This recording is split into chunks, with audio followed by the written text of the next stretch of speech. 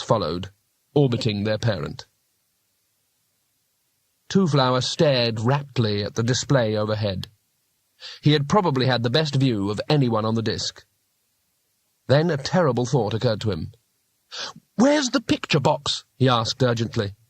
"What?" said Rincewind, eyes fixed on the sky. "The picture box," said Two-Flower. "I must get a picture of this." "Can't you just remember it?" said Bethan, not looking at him. "I might forget." "I won't ever forget," she said. "It's the most beautiful thing I've ever seen." "Much better than pigeons and billiard balls," agreed Cohen. "I'll give you that, Rincewind. How's it done?" "I don't know," said Rincewind. "The star's getting smaller," said Bethan. Rincewind was vaguely aware of Two-Flower's voice arguing with the demon who lived in the box and painted the pictures. It was quite a technical argument about field depths and whether or not the demon still had enough red paint. It should be pointed out that currently Great Artuin was very pleased and contented, and feelings like that in a brain the size of several large cities are bound to radiate out. In fact, most people on the disk were currently in a state of mind normally achievable only by a lifetime of dedicated meditation or about 30 seconds of illegal herbage. "That's old Two-Flower," Rincewind thought. "It's not that he doesn't appreciate beauty, he just appreciates it in his own way.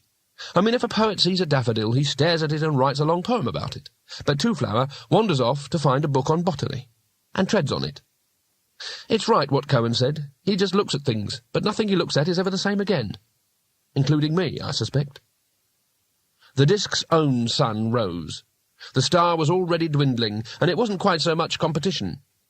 Good, reliable disk light poured across the enraptured landscape like a sea of gold, or as the more reliable observers generally held, like golden syrup.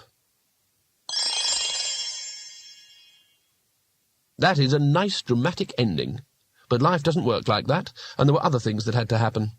There was the octavo, for example. As the sunlight hit it, the book snapped shut and started to fall back to the tower, and many of the observers realized that dropping towards them was the single most magical thing on the disk world. The feeling of bliss and brotherhood evaporated, along with the morning dew.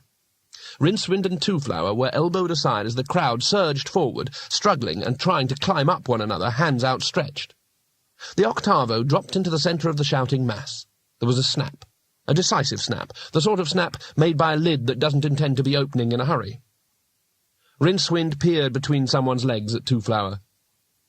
"Do you know what I think's going to happen?" he said, grinning. "What?"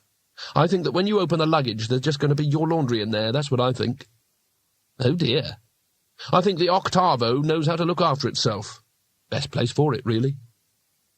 "I suppose so. You know, sometimes I get the feeling that the luggage knows exactly what it's doing." "I know what you mean." They crawled to the edge of the milling crowd, stood up, dusted themselves off, and headed for the steps.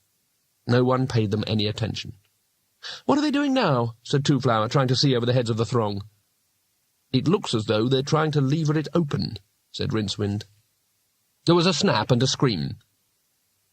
"I think the luggage rather enjoys the attention," said Two-Flower, as they began their cautious descent. "Yes, it probably does it good to get out and meet people," said Rincewind. "And now I think it'd do me good to go and order a couple of drinks." "Good idea," said Two-Flower. "I'll have a couple of drinks too."